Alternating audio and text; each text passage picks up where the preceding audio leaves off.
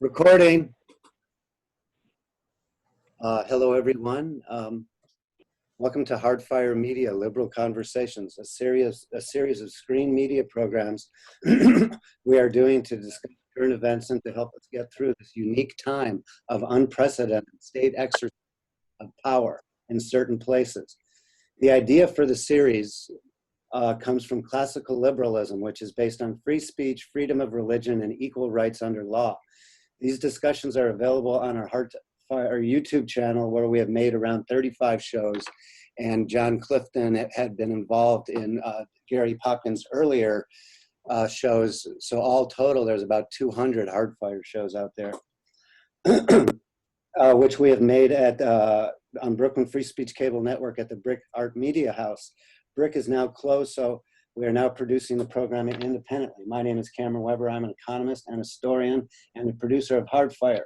We have made 6 of these discussions, liberal discussions independently. This is our 7th one. I'm looking forward to this. I attended a cultural economics symposium yesterday. What we're doing is called Digital Communications and Screen Media. DCSM, Digital Communications and Screen Media.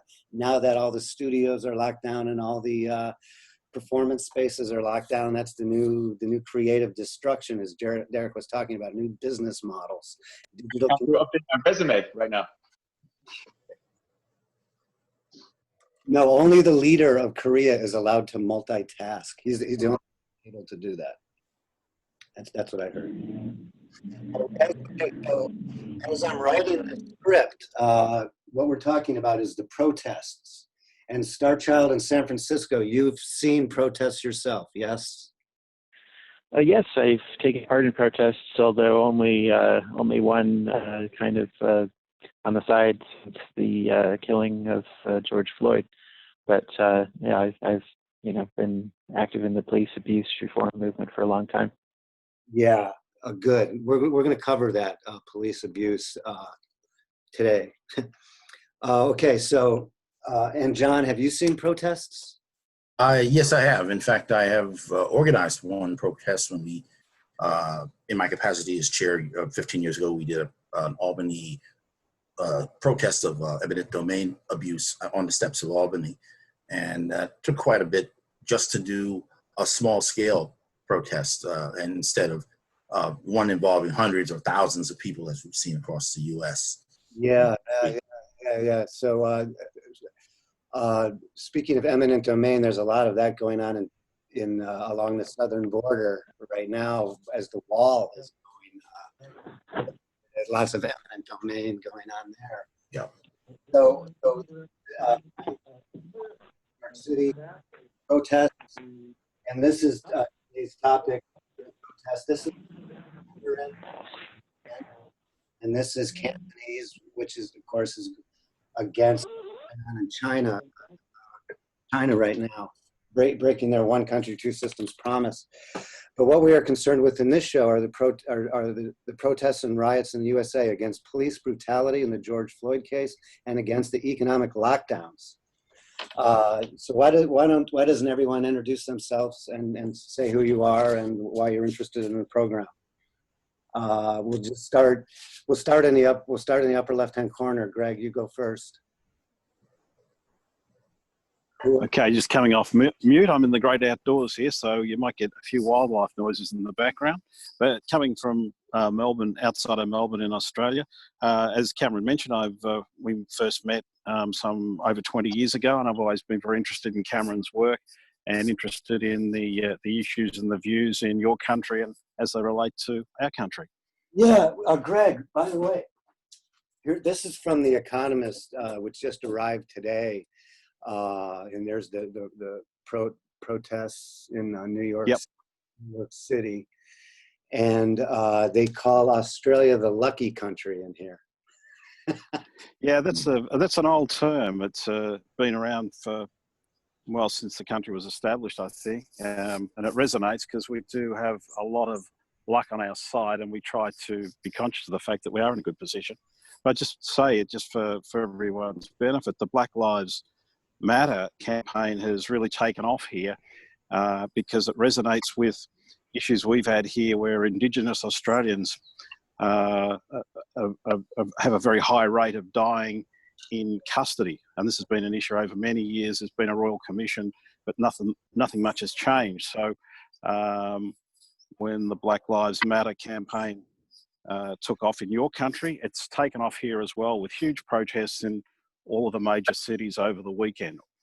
All completely peaceful. People were very respectful, but it's an issue here that's really resonated with Australians, and people are conscious of the fact that we have a problem here as well. We need to face up to and address.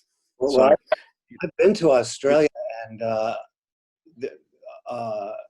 Indigenous Australians seem to be treated a lot better than Indigenous Americans, but I'm not sure.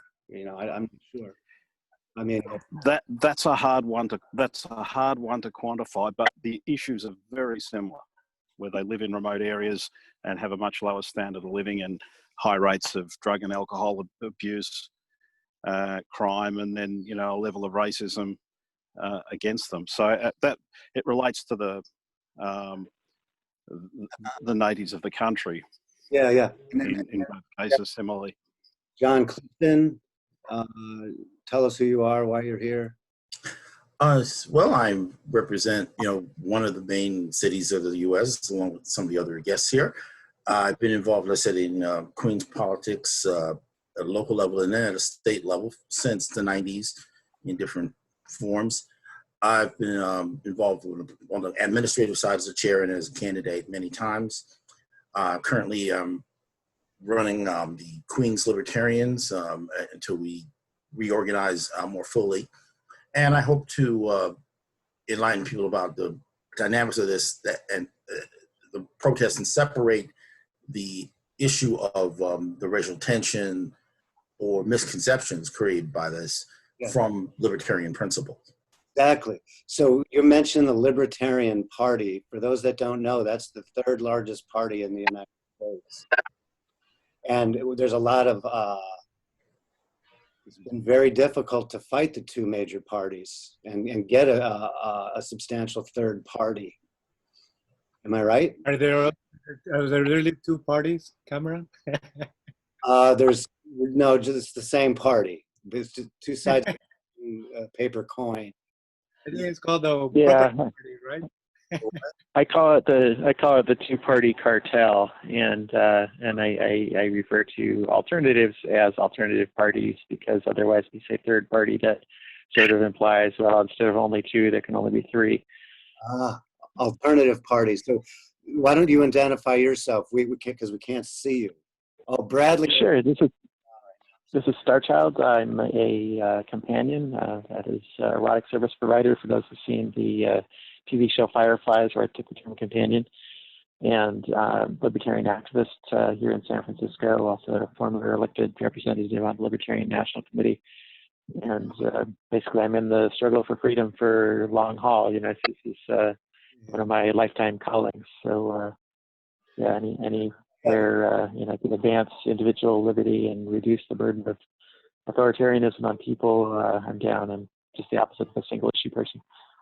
That you mentioned authoritarianism. That's very good. I was just recently listening to Hannah Arendt. You know, we've been locked down in New York City, and it's awful depressing. Bradley, who hasn't been able to log, he calls it mental. We're all in a psychological lockdown. But I was listening to Hannah Arendt, and she describes the difference between authoritarianism and totalitarianism. Totalitarianism is when you have a cartel, a political system where the rule of law changes all the time. Whereas authoritarianism, you have a cartel where the rule of law is not changing all the time. And what we've got is, I think, more of a totalitarianism now that we have these elected officials and the cartel declaring who's essential and who's not essential. And especially now with the police brutality, and we're all clapping at 7 o'clock for essential services, which includes police. Francis Aldape. Well, that's interesting. I've always seen the difference between the two, I guess, as one more of degrees between authoritarianism and totalitarianism, because you can have a system that's relatively high levels of freedom, but still no fixed laws. So I guess I feel like that's kind of a different variable. Well, one of my things is the nation state is just way too large, and we don't have a personal relationship with our elected officials, and so it all devolves down into good and bad social images and us versus them, which is yes. About today. Yeah, I agree with that. So next we have in San Francisco, and next we have so we've got Queens, Melbourne, Francisco. Yeah, let me just add one of the ironies that I also perceived is that how ironic it is, with this so-called neoliberalism that we've been living in the last 30, 40 years, that it requires, the presence of a big state. So instead of, assuming that all these free markets were going to be, regulated by themselves, you need the government actually to help the markets, have the propensity to remain in a way, free. So there is some irony there, but just to introduce myself, I also like to study economics, history, and I enjoy talking with Cameron and many of you since this series has started, because I like to learn from different points of view. Thank you. Yeah, we've been doing this now almost for the 3 months that we've been locked down. For me, it's a form of French utilitarianism. It's just a way to get some order and talk about it, and get some structure and some different points of view to get an understanding of this screwed up world. I'm an American, so I have my own pride of place, which is it's kind of suppressed right now. My pride of place. Next, we have Derek. Hi, I met Cameron in 2009 when I was running for city council here in Brooklyn. Brooklyn, yeah. I think about 9 libertarians in Brooklyn. How many? There's libertarians. What else can I say? My role, I used to be a high school teacher, and since leaving the profession, I've sort of taken to social media, given myself the role to unschool people in some of their private theories concerning politics and political philosophy, and just try to show them other alternatives and other options. Yeah, that's exactly what we're doing here. So thank you for participating in the discussion. So now I'll do a little opening thing here. I would like to start at the beginning. During the debate over the U.S. Constitution in the 1780s, there were the Federalists and the Anti-Federalists. The Federalists wanted and got. Bradley's trying to call, but we're in the middle of the show. I hope he's okay. The Federalists wanted and got a federal state with the right to tax and to have a national army.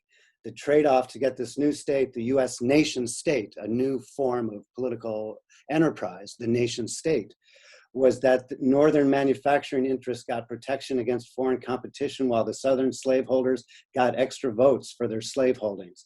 The anti-federalists warned that this new enlarged national government would turn patriots into partisans.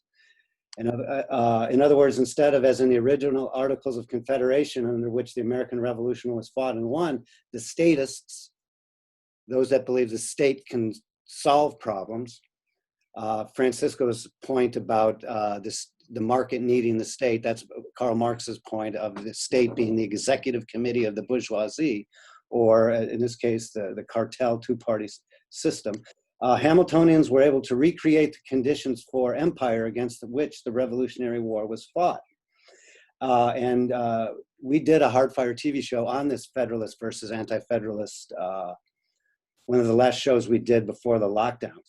The Anti-Federalists thought that a strong national government would create large political parties, more interested in perpetuating the party than representing people locally, personally, at the local and state levels. As we have seen throughout history, this has borne true with the us versus them politics of the Democrats, currently the Democrats and Republicans in the USA. What we have is a two-headed hydra. You can cut off one of the heads, but the snake remains. Right, so basically, under this depersonalized system that the Anti-Federalists warned about, the image, this is Boulding's The Image, Knowledge in Life and Society, where you have good and bad images, and people vote instead of with their minds through their emotions, just based on images. And some of these images, an example of these simplistic messages activating voter behavior, in our current case, social unrest, are Make America Great Again, Tax the Rich, Green New Deal, Not One of Us, and Bible-bearing photo ops. These images, under formal, not substantive democracy, all perpetuate the false dichotomy of us versus them. Individuals and individual states have been subsumed by the nation state with the power to tax and create political transfers, have an offensive army, and print paper money. The last introductory remark I would like to make here is around the very existence of the idea or image of the nation state itself.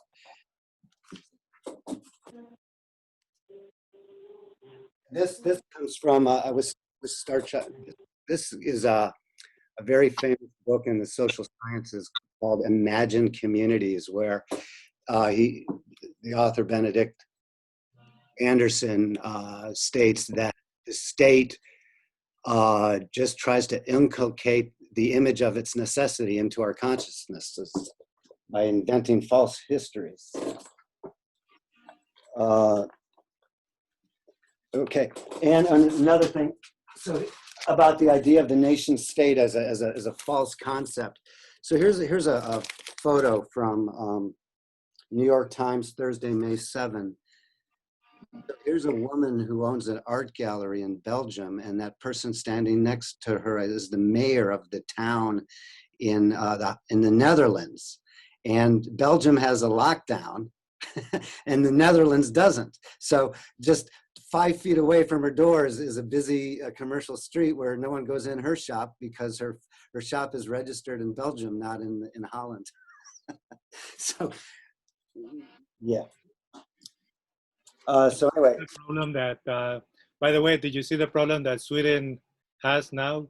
Because they didn't lock some of the businesses. Now the prime minister, they're probably gonna vote him out. Even though The Economist has been reporting consistently that the levels of COVID in Sweden are no greater than they are in the United States or Britain. Yeah. No, we did a lockdown, but there was a Norway and all these other Scandinavian countries, right? Wait, Francisco, what were you saying? You have to compare Sweden with Norway and all these Scandinavian countries instead of, comparing it with the US and Great. Yeah, but you can't, testing and all of that, statistics, that's a whole nother issue. All I know, I've made it through, and everyone I can see and talk to right now has made it through.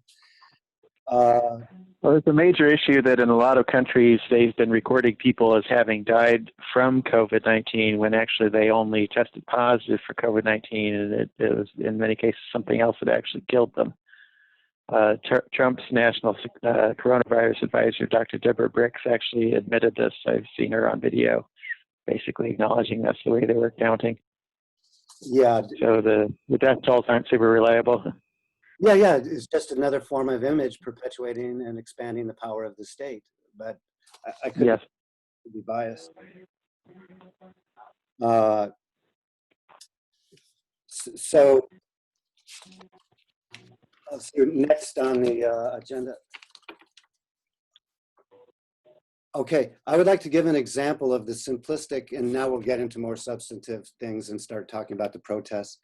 I would like to give an example of the simplistic us versus them that our society has become, with the idea that party control over the central state has become to be seen as the solution to all of society's problems. In other words, we've elevated people we don't know, politicians, to solve all our problems or to be blamed on all of society's problems. A kind of one-size-fits-all solution.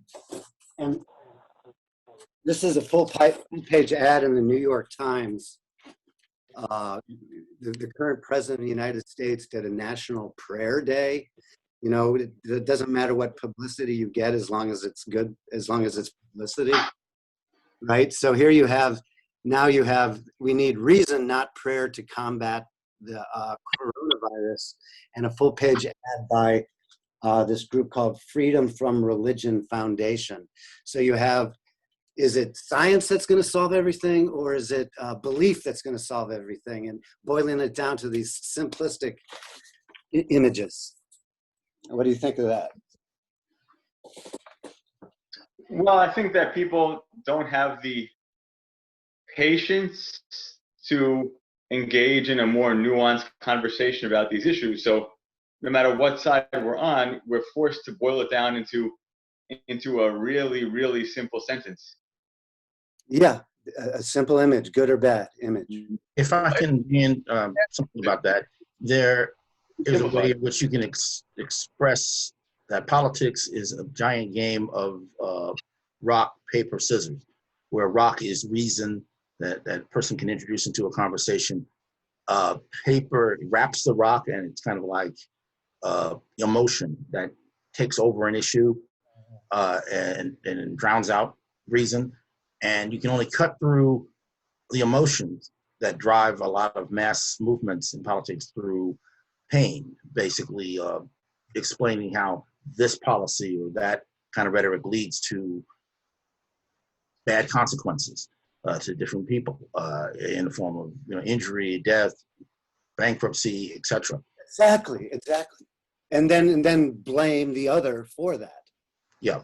But what I was saying before about getting into the nuts and bolts of doing a protest or organizing one, and when it's like far removed from the other end of what we usually do in talking about these issues. We're usually very intellectual and principled or theoretical.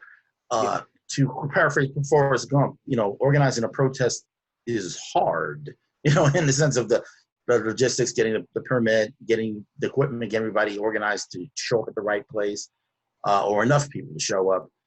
And so I've been wondering with amazement at at times precision organization of these riots relating to George Floyd over the last few weeks. Some of them happen in the most amazing ways, and come equipped with paint, sometimes with handmade placards, sometimes with professionally printed placards and T-shirts and matching attire. And I'm saying, I openly asked the question, how can all this be spontaneous or incidental? And I'm thinking cynically that it's not. That this is a long-term. There's a long-term plan of people who want to spread a lot of emotion, paper onto the issue to get a racial divide created in this country. They were looking for the right precipitating event, and Justin Smollett tried to provide it the previous year, but only he was just a little too obvious in the way he fabricated things. And Aubrey, the incident in Georgia from a few weeks ago, it failed to catch. It just seems to me that this event finally was the one in Minneapolis that energized, or the people who are pre-organized to do their precision protests were looking for in order to say we can launch based on this. John, the first discussion we had was around, Derek pointed out we had the COVID, and then all of a sudden we had the apparatus to lock down the economic process. Surprise, surprise, ready to lock it down. Okay. So yeah, I mean, people, not only you hear the news, they'll say people were already angry and frustrated, but also a lot of people are not even going to work. So it's not like I'm tired from work. I have work in the morning. I have all this time. I'm angry. Tomorrow I'm tired. If I get home late or if I get arrested, I'm not going to work anyway. I'm on unemployment. So in some ways it was like a perfect storm for the mood people are in for it to have happened now. And it's not like protests during economic downturns are anything new. Here's taxpayers in revolt, tax resistance during the Great Depression. So if you don't have the ability to plan for the future, there is no time. So we're in this timeless bubble. But Xiaoxi just gave us the 24-minute time. So believe it or not, can we try this again next week and finish up next week on the protests? Because our half-hour show is already up. We've got, let's do some final, take a round of summations of what we talked about next time. And next time we'll pick up in more detail about the rest of the script, about who wants to see what protests and why would be interesting. So let's wrap it up with some any final words, and why don't we start with Starchild, because I can't see you. Okay, thanks, Cameron. Yeah, it did go really fast. Well, I'll just say that there's a lot of actual evidence of racism in law enforcement in this country, but it's not fundamentally a problem of racism. It's fundamentally a problem of power, and it's a worldwide problem. Police abuse is a worldwide problem, but often it does manifest in terms of falling hardest on the minorities, people who are already marginalized, and so forth. I'm looking at a Washington Post piece here that has statistics where, for example, blacks are just more likely to be pulled over while driving than Caucasians, and that had nothing to do with rates of crime or anything. It's just strictly racial profiling, and so there's a lot of evidence that kind of thing does go on, and I think people were just fed up. I mean, I think a lot of people have been fed up for a long time, and it just did burst forth right now with this latest egregious killing of an unarmed person, being brutally accosted and killed by police. Yeah, I'd like to follow up on that real quick. So here's from the New York Times, pushing back. The people in France pushing back because they're okay, we got to wrap it up. They're pushing back because they're annoyed with their government. So yeah, we're pushing back. And now I'm suggesting that the two protests are related. The two protests are related because we're pushing back due to the extension of government power into our lives. What do you think of that? I mean, I think, yeah. I think just to echo what was just said and extend on it, the racism is ubiquitous, but the criminal justice system that we have gives people a vehicle on which to act on it more effectively with the number of laws and the way the laws are enforced. Especially victimless crime, which it's a DA's dream, and police department and prisoners prison industrial complex dream. But anybody have any final words? Yes, I just want to reiterate that I am very skeptical of the attempt to encapsulate and explain the current riots as based on a latent racism in society. I think that's a myth. I think it's double poppycock considering libertarians are not supposed to be racially centered or oriented. We also supposed to be opposed to not just force and introduction of force, but fraud. And as I've said, I believe I've seen lots of signs that a lot of this has been fabricated, and that a lot of these incidents were coordinated. It would be interesting, I've suggested, to investigate the funding and organization of Black Lives Matter as a group to see if it has the same benefactors as the organizers of actual violence, the people who conducted the fire bombings and the beatdowns and all that. And is one person or one entity, using one as cover to play cover for the other? I'm throwing that question out there. Maybe if we meet again, we can go into that. We talk about that next week. Yeah, that's an interesting theory. Yeah. I mean, we saw back in the first couple of days when the former police officer had started the riots at AutoZone. He took a hammer and broke the window, and his ex-wife turned him in. He was definitely not a protester. He was what you consider the opposition. All right. But if we don't end now, we're not going to be able to show this on the cable and regular TV format. So let's end it here and pick it up next week. Okay. All right. Thank you very much. Namaste.